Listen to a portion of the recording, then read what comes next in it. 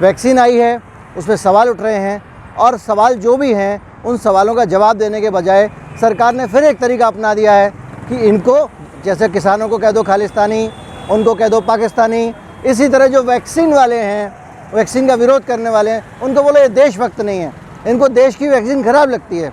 तथ्यों पर कोई बात करना नहीं चाहता। मैं आज इस वीडियो में आपको वैक्सीन को लेके कुछ तथ्य आपके सामने रखने आया हूँ।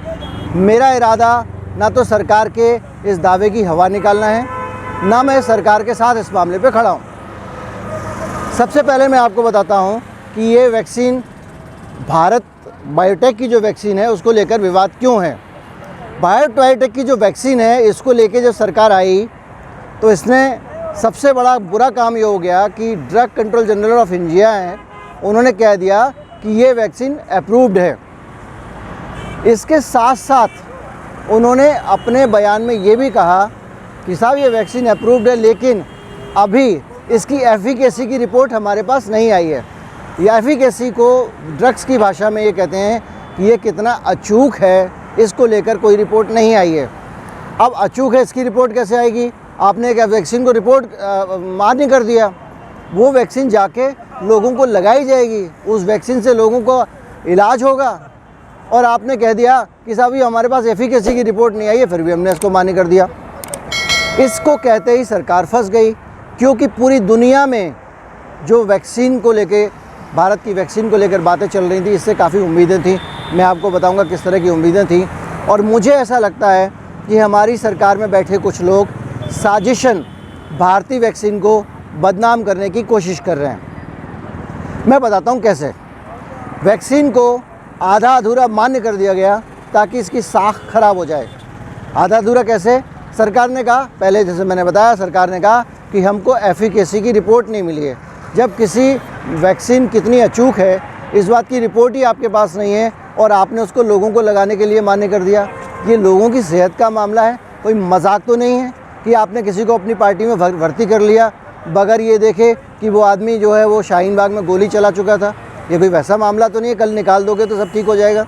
ये मामला है जब किसी आदमी के शरीर में वैक्सीन जाती है तो मामला उसके जीवन और मृत्यु का मामला हो जाता है। खैर, एफिकेसी की रिपोर्ट नहीं आई है, इसका भी एक आधार था जो और भी ख़तरनाक है। वो ख़तरनाक मामला ये है कि इस वैक्सीन का जो थर्ड फेज़ का ट्रायल होता है, जो ह्यूमन ट्रायल होता है, आदमियों पे इसको जो परीक्षण किया जाता है वो नहीं हुआ है। चूहे खरगोशों पे ये दवा लगा के अभी उन्होंने इसको मान्य कर दिया। तीसरा, जो डाटा है सरकार का और वैक्सीन कंपनी का, वो मेल नहीं खाता।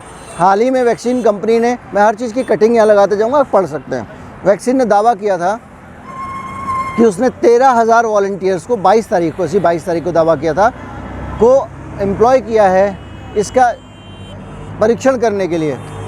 उधर दूसरी तरफ सरकार कह रही है कि 22,500 लोगों पे ये वैक्सीन टेस्ट हो चुकी है। ये एक अपने आप में गड़बड़ झला घोटाला है। इस पूरे के बीच में लगातार ये प्रचार किया जा रहा है कि जो भारत की हमारी वैक्सीन है वो जो है वो ख़राब है, और जाहिर बात है कि इसका इल्ज़ाम भी जो है वो विपक्ष पे लगाया जा रहा है कि ये वैक्सीन ख़राब है, और ये बोल रहे हैं, ये बदनाम कर रहे हैं, जो सवाल उठा रहे हैं वो कर रहे हैं। आपने आधी अधूरी वैक्सीन मार्केट में रिलीज़ कर दी, जो पूरी दुनिया में लोग, वैज्ञानिक कम्युनिटी बैठी हुई है, फैटर्निटी बैठी होती है, वो भांग तो खाते नहीं है, उसको भी पता है कि वैक्सीन आपको, अगर आप पूरी ट्रायल नहीं हुई है, एफिकेसी की रिपोर्ट नहीं है, तो वैक्सीन सही कैसे हो सकती है। तो एक वैक्सीन, मैं आपको बताता हूँ ये वैक्सीन क्यों बढ़िया है और क्यों पूरी दुनिया से अच्छी वैक्सीन हमारी थी और होने वाली थी। इस वैक्सीन की खासियत ये थी कि इसको -5 डिग्री सेंटीग्रेड पे स्टोर कर सकते हैं, घर के फ्रिज में भी रख सकते हैं। जो विदेशी वैक्सीन है, फाइज़र की वैक्सीन है, उसके लिए -70 डिग्री टेम्परेचर रही है, यानी उसको रखना गुनाह, उसको ट्रांसपोर्ट करना गुनाह। तो उसकी वैक्सीन तो कोई भारत में ख़रीदता नहीं, और भारत की वैक्सीन इतनी अच्छी थी, तो क्या करें, भारत की वैक्सीन को बदनाम कर दो। बदनाम करने का तरीका क्या है? इसके आप परीक्षण मत करो, आधे अधूरे परीक्षण कर दो, अंड बंड बयान दो, उल्टे सीधे बयान दो। आपको सुन के हैरत होगी इस देश के स्वास्थ्य मंत्री ने इस वैक्सीन को लेकर जो जवाब बयान दिया है वो कितना अजीब है। उन्होंने कहा कि इस वैक्सीन का जो इस्तेमाल हम कर रहे हैं, जो हमने इसको अप्रूव कर दिया है, वही ट्रायल है। लोगों को इंजेक्शन लगाएंगे, लोगों के ऊपर क्या रिएक्शन होता है उसको मॉनिटर करेंगे, और उससे पता लग जाएगा कि वैक्सीन ये मानवों के लिए सही है कि नहीं है, उसकी एफिकेसी कितनी है। क्या मजाक है, इससे बड़ा कोई जोक कोई चुटकुला इस धरती पे नहीं हो सकता। लेकिन हमारी सरकार के स्वास्थ्य मंत्री ने खुद ही ट्वीट किया है, आप स्क्रीन पे पढ़ लें। इस तरह की अजीबोगरीब हरकतें लगातार हो रही हैं, इसको क्या समझा जाए। एक कॉमन सेंस जिसको जरा सा भी है, जिस आदमी को, वो समझ सकता है कि ऐसा नहीं होता है भैया। आप रिपोर्ट आ जाने देते, 2 महीने का ट्रायल हो जाने देते। ये क्या होती है, आपने वैक्सीन ले ली, अब आप जो वैक्सीन देने वाली कंपनी है उसको कह रहे हैं कि हम 15 दिन में आप हमको बताना कि आपने क्या क्या टेस्ट किया और क्या क्या आया। 2 महीने तक, हर 15 दिन में, उसके बाद हर महीने बताना, हम आपकी वैक्सीन पास करते हैं। अब वो वैक्सीन चली जा रही है। उस वैक्सीन को भी सरकारी संस्थान कह रहा है, all India institute of medical science, जो कोर ग्रुप है हिंदुस्तान में पूरा का पूरा वैक्सीन का जो ऑपरेशन देख रहा है कोरोना का, उसमें जो all India institute of medical science के डायरेक्टर हैं रणदीप गुलेरिया ने बयान दिया है कि ये वैक्सीन अभी हम इस्तेमाल नहीं कर रहे हैं, इसको हमने बैकअप में रखा हुआ है। ये बैकअप प्लान है। भारत बायोटेक जो कंपनी जिसने इस वैक्सीन को बनाया, वो कह रही है साहब कोई बैकअप प्लान नहीं है, हमारी वैक्सीन तो फुल फ्लेजेड इस्तेमाल होगी। यहाँ पे भी लड़ाई झगड़ा है। और उसके बाद में सोशल मीडिया पे जो व्हाट्सएप के ज्ञान वाले लोग हैं, वो दिन रात आपकी खोपड़ी खा रहे हैं। वो कह रहे हैं आपको भारत की वैक्सीन से एतराज़ है। अरे भाई, भारत की वैक्सीन तो सबसे अच्छी है, जिन्होंने बदनाम किया उनसे भी तो सवाल पूछो। अब ये कहेंगे कि साहब शशि थरूर सवाल उठा रहे हैं, दुनिया की फैटर्निटी के लोग सवाल उठा रहे हैं। अरे भाई, शशि थरूर के पास ये बात पहुंची कैसे कि इसका ये वैक्सीन आधी अधूरी है? उड़ता पंछी नहीं पकड़ा उन्होंने। सरकार के अंदर के लोग ही विपक्ष के लोगों से आपस में मिले होते हैं।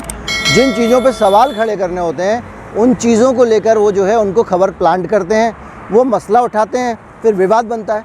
सीधी सी बात यह है कि ये पूरा का पूरा मेला जुला खेल है। अंतर्राष्ट्रीय जो ड्रग कंपनियां हैं वो इसके पीछे हैं। वो नहीं चाहती कि भारत की वैक्सीन जो है वो कारगर हो और कामयाब हो, इसलिए उन्होंने इसका रिसर्च भी पूरा नहीं होने दिया। अधूरे रिसर्च में ही वैक्सीन लॉन्च करा दी और उसके बाद में कोविड-2 को लेकर भी उन कंपनियों ने बहुत सारा प्रचार किया।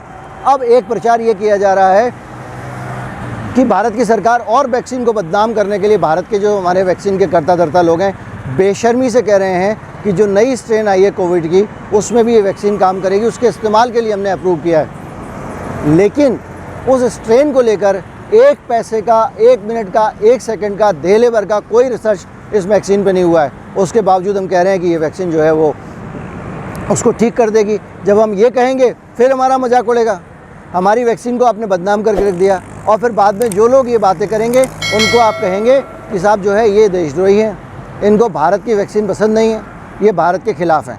ये सारा खेल चल रहा है जो मैं आपको बताना चाहता था। फिर मैं वही बात कहूँगा, 8% 9% लोग जो हैं वो इस वीडियो को देखने वाले सब्सक्रिप्शन वाले होते हैं, सब्सक्राइब करते हैं, बाकी लोग नहीं करते हैं, उनको बाद में पता नहीं चल पाता है। इसलिए भगवान के लिए चैनल को सब्सक्राइब कर लीजिए। जानकारियाँ निकाल के लाऊंगा आपके सामने तथ्य रखता हूँ और उन तथ्यों का जो स्वर होता है वो देता हूँ। मैं अपने विचार नहीं रखता, ना तो मैं भक्त हूँ ना मैं चमचा हूँ। चैनल को सब्सक्राइब कर लीजिए। नमस्कार, जय हिंद।